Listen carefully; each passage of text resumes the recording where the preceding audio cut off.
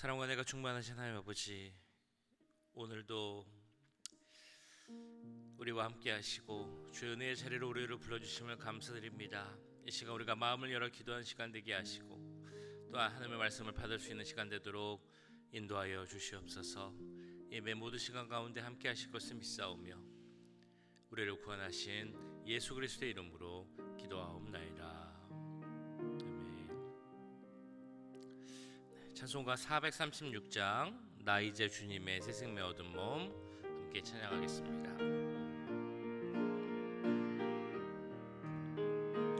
나 이제 주님의 새 생명 얻은 몸 옛 것은 지나고 새 사람이로다. 그 생명 내 맘에 강같이 흐르고 그 사랑 내게서 해같이 빛난다. 영생을 누리며 주 안에 살리라. 오늘도 내일도 주 함께 살리라. 주 안에 감추인 새 생명 얻으니 이전에 줬던 것 이제는 값없다. 하늘의 은혜와 평화를 맛보니 찬송과 기도로 주 함께 살리라. 영생을 누리며 주 안에 살리라. 오늘도 내일도 주 함께 살리라. 산천도 조목도 새 것이 되었고 죄인도 원수도 친구로 변한다. 새 생명 얻은 자 영생을 누리니 주님을 모신 맘 새 하늘이로다. 영생을 누리며 주 안에 살리라. 오늘도 내일도 주 함께 살리라. 주 따라가는 길 험하고 멀어도 찬송을 부르며 뒤따라가리라. 나 주를 모시고 영원히 살리라.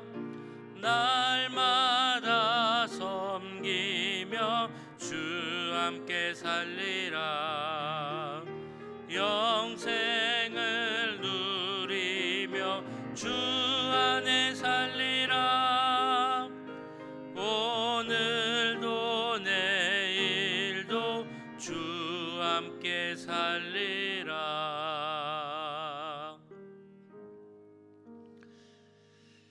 네, 시간 기도하실 때 우리의 모든 교회 사역을 위해서 기도하겠습니다. 매주 화요일에 있을 긍휼 사역 가운데 주님 함께 해주시고 은혜를 더해 주시옵소서. 우리가 준비하는 모든 여름 사역들 수련회와 성경학교와 단기 선교 모든 것들이 은혜 가운데서 지내질 수 있게 해달라고 기도하겠습니다. 사역들이 하나님 뜻 가운데 지낼 수 있도록 기도해 주시면 감사하겠습니다. 또한 기도할 때 김인철 목사님 모든 시술과 회복 과정이 하나님 은혜 가운데서 원활히 잘 진행되고 또한 통증 없이 건강한 모습으로 다시 만날 수 있게 해달라고 이 시간 모든 기도 제목 놓고 함께 기도하도록 하겠습니다. 사랑의 주님, 오늘 우리 교회의 사역을 위해서도 기도합니다. 주여, 우리 사역 가운데 함께 주옵소서. 매주 화요일에 있을 모든 사역 가운데 함께 해주시고 음식을 나눌 때 주여 그 자리에 함께 주옵소서. 음식을 나눈다고 그때 주님 그들이 그것으로 인하여서 단순히 복음을 받는다는 쉽지 않겠지만 이런 모든 사랑의 모습을 통하여서 그들이 예수 그리스도에서 관심을 갖게 하시고 마음을 열게 하시고 예수님을 알아가는 정말 우리의 구원자 되신 예수님을 알 수 있는 그런 마음과 믿음이 그들 가운데 생길 수 있도록 주님 함께 해주시옵소서. 우리가 준비하고 있는 많은 사역들이 있습니다. 그 사역 가운데 함께 해주시옵소서. 특별히 교육부서 여름 사역을 함께 하셔서 주님 은혜를 더해주시옵소서. 하나님 뜻 가운데 진행되게 해주시옵소서. 주님 못하게 성교 가운데 함께 하시고 또 여러 사역들 시간들 가운데 함께 해주시옵소서. 우리 김일철 목사님을 위해서 기도합니다. 하나님 목사님에게 함께 해주셔서 하나님 하시는 중에 있습니다. 시술이 남아있습니다. 주님 함께 해주시고 모든 시설 가정가운데 함께 하시고 정말 통증 없이 잘 회복되고 마무리 될 수 있도록 건강한 모습을 만날 수 있도록 주님 역사해 주시옵소서. 하나님 도와주시옵소서. 주님 은혜를 베풀어 주시옵소서.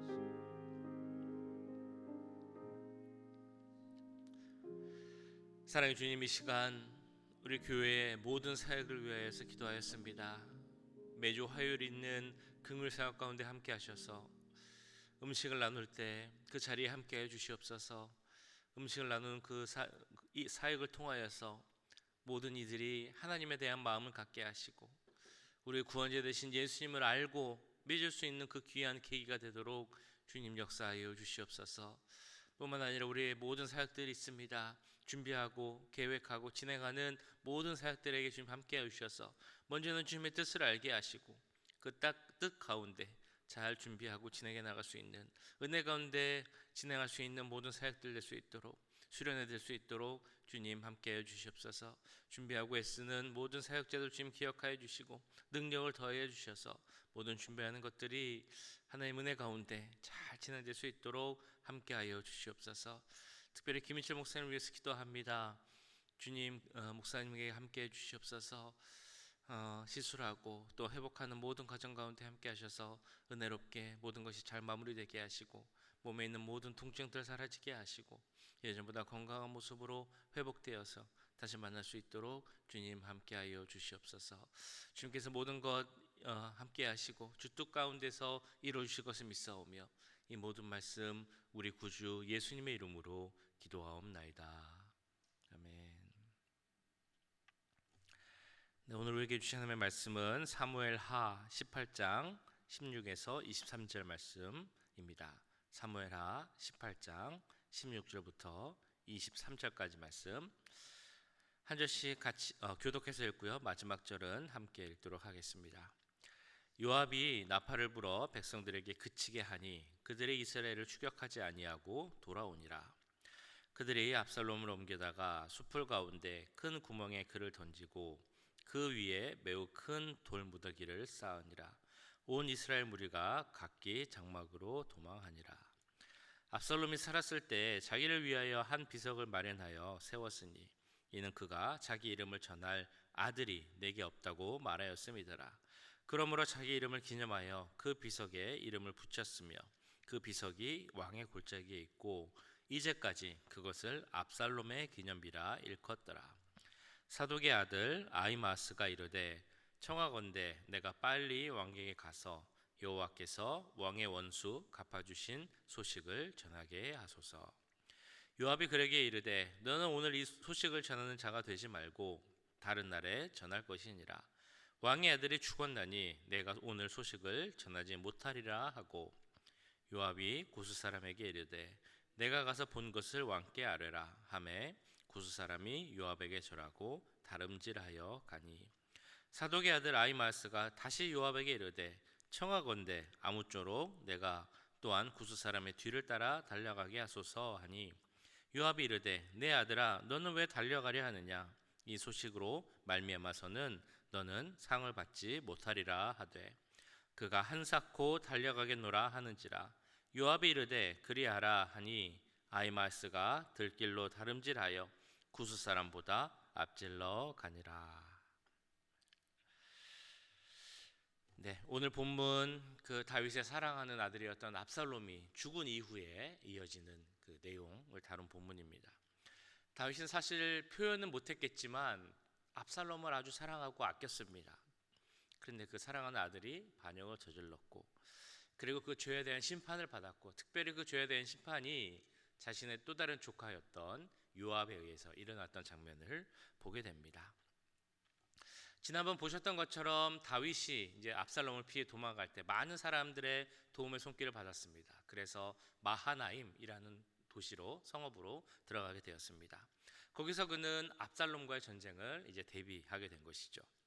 그리고 한편 압살롬은 후세의 조언대로 온 이스라엘에서 군대를 모아서 전열을 재정비하고 다윗과의 전면전을 준비했습니다. 그래서 요단강을 건너게 되었죠.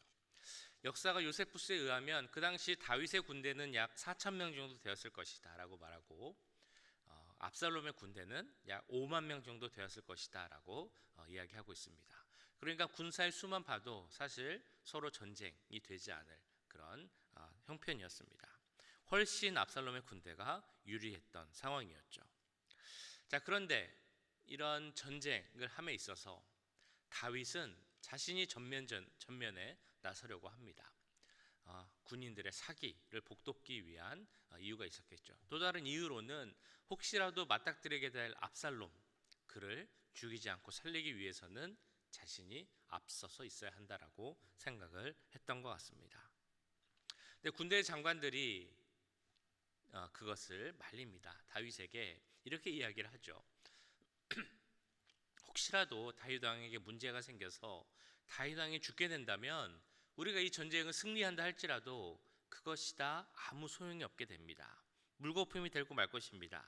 그러니까 왕은 후방에 남으소서라고 부탁을 합니다.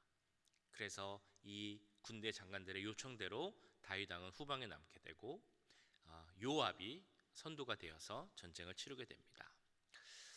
두 군대는 아주 치열하게 전쟁을 합니다. 군사의 숫자로만으로는 그 압살롬의 군대가 당연히 월등하게 유리했을 것 같은 상황임에도, 그런데 결과는 압살롬 군대가 아주 무서운 패배를 당하게 되죠. 약 2만 명 이상의 군대가 그날 살해되었다라고 나오고 있습니다.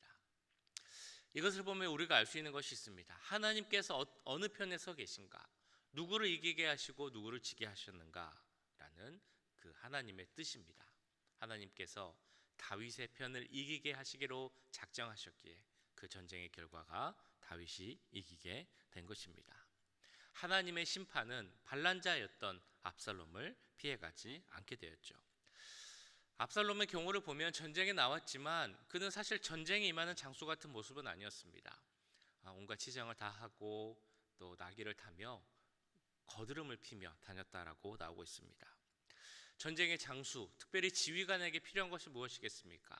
자기가 앞에 서서 본을 보이며 특별히 기동성이 필요해서 말을 타고 빨리 다니는 것이 필요했을 텐데 압살롬은 그것을 하지 않았다는 것입니다. 어차피 우리가 이길 텐데 내가 그럴 필요가 무엇이 있겠냐라는 그런 태도였죠. 그러나 압살롬의 예상과는 다르게 압살롬의 군대는 패배하게 됩니다. 그래서 그는 그를 쫓아오는 군인들을 피해서 도망가다가 상수리나무 숲풀에 자신이 자랑하던 그 머리가 걸려서 잡히게 됩니다. 그리고 그를 잡았던 다윗의 군인들은 그를 죽이기를 주저하죠. 다윗의 아들이었고 왕자였고 특별히 다윗이 죽이지 말아달라고 부탁을 했기 때문입니다.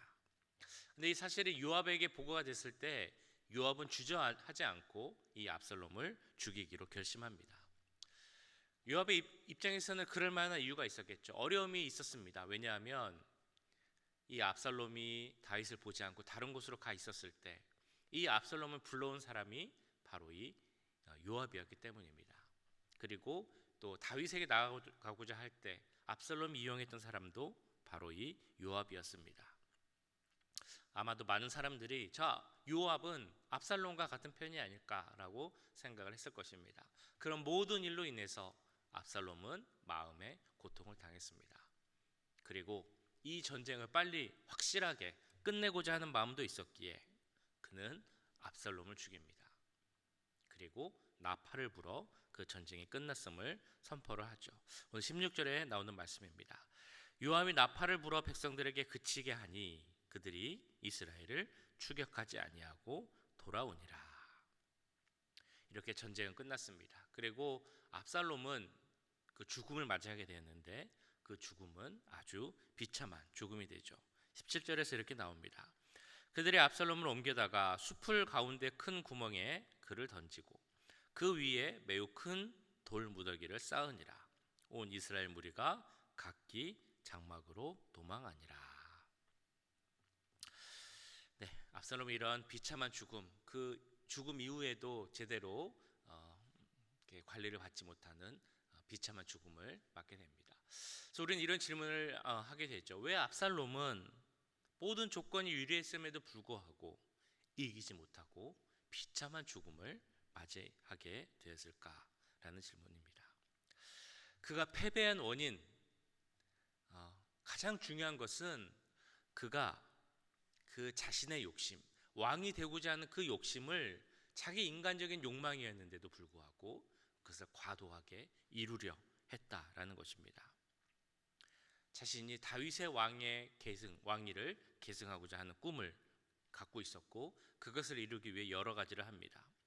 그래서 그 큰형이었던 암논을 죽이는 것, 그 암논이 동생 다말을 범하는 죄를 지은 것은 분명했지만 또 다른 이유로는 큰형 맏아들이었던 암논을 제거하자고 하는 그 마음이 있었음도 분명한 사실입니다.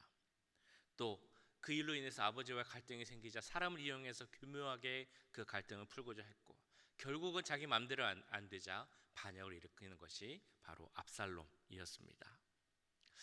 근데 이런 압살롬의 그 모습, 왕위를 쟁취하고자 하는 그런 모습, 권력 투쟁 이런 것들은 사실 이스라엘에만 있는 것은 아닙니다. 왕이 있는 모든 나라에서 일어나는 일들이죠. 우리가 잘 아는 것처럼 우리나라에서도 그런 일이 있었습니다.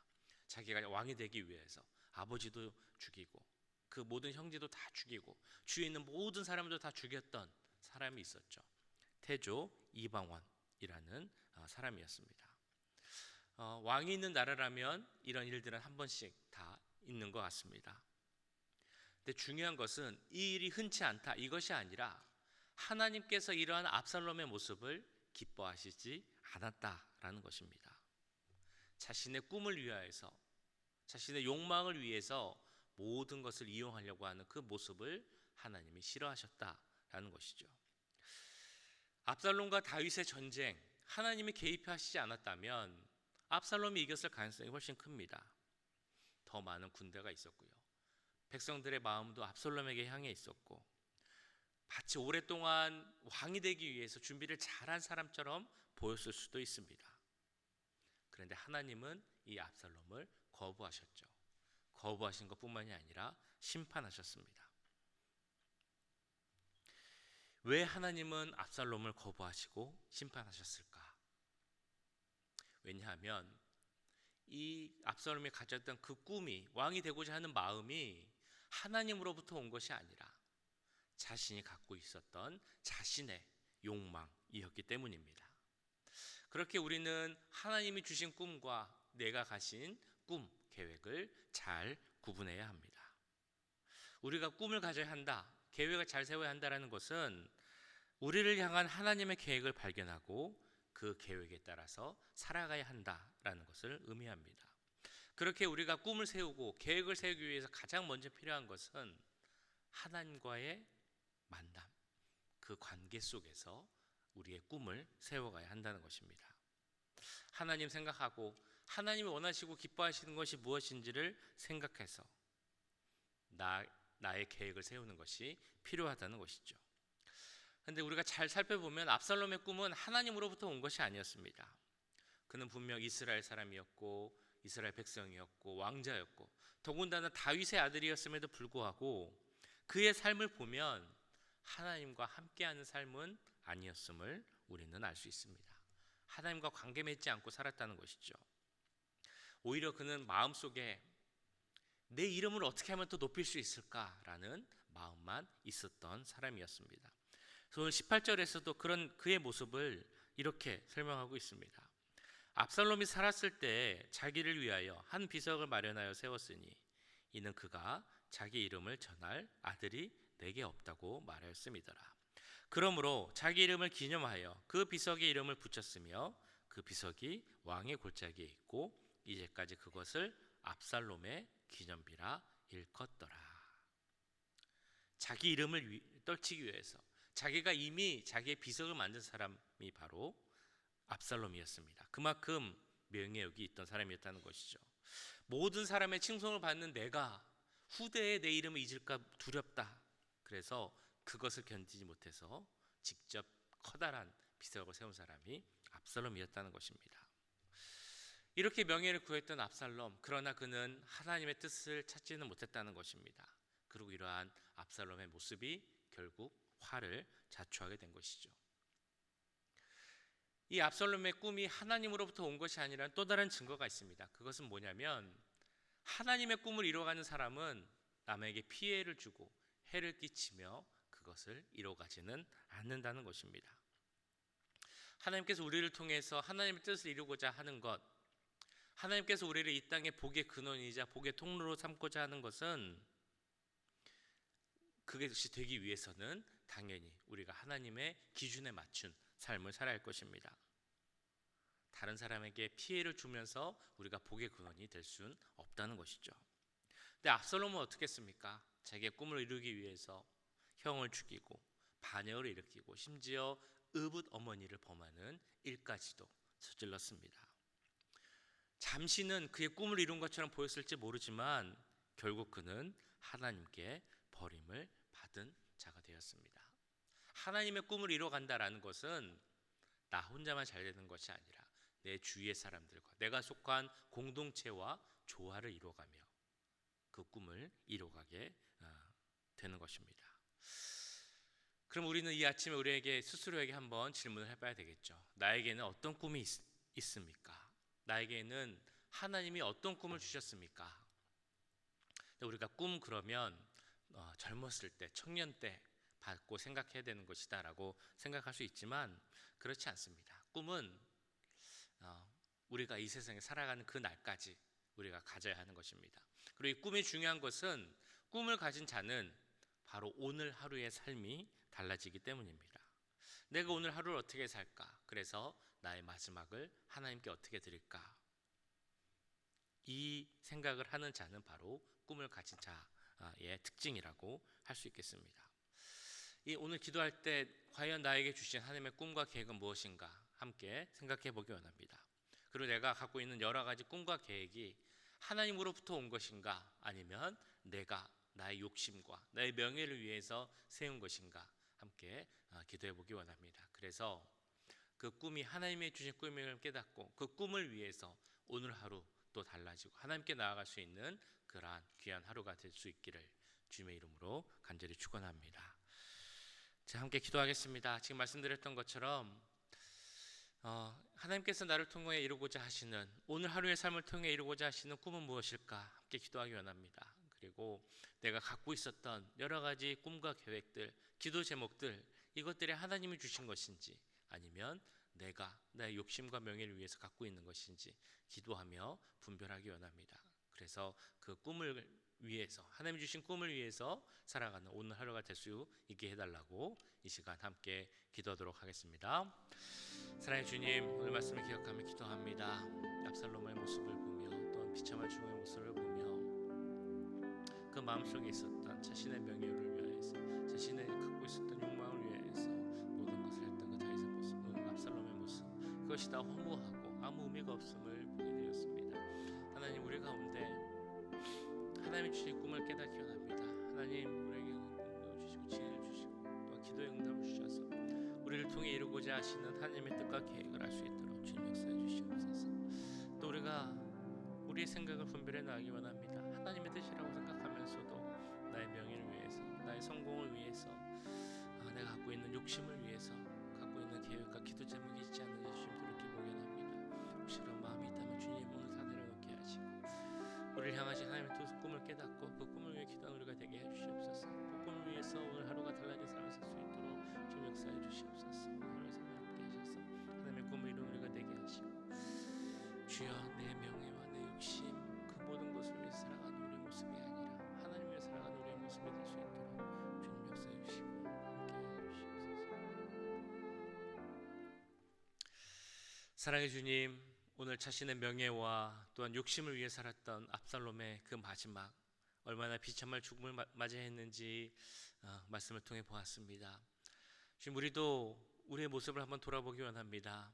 과연 나를 통해 이루고자 하시는 하나님의 뜻이 무엇인지, 하나님의 꿈이 무엇인지 깨닫게 하시고, 우리가 갖고 있는 꿈과 계획이 나에게서 온 것인지 아니면 하나님으로부터 온 것인지 깨닫고 분별할 수 있는 지혜를 허락하여 주시옵소서. 하나님의 꿈을 깨달았을 때 그것을 위해 살아가는 우리가 되기 원합니다. 오늘 하루의 삶이 다른 어떤 것이 아니라 하나님의 계획을 이루는 삶이 되게 하시고 하나님의 꿈에 더 가까이 나갈 수 있는 우리들의 삶이 될 수 있도록 주님 역사하여 주시옵소서. 지금은 우리 주 예수 그리스도의 은혜와 하나님 아버지의 무한하신 사랑하심과 성령 하나님의 감화 감동 역사 교통하심이 하나님의 꿈을 이루고자 또한 오늘 하루 좀 더 달라진 삶을 살기를 원하는 이 자리에 함께한 모든 주의 자녀들과 그 가정과 직장 우리 교회 위에 지금부터 영원까지 함께 하시길 간절히 축원하옵나이다.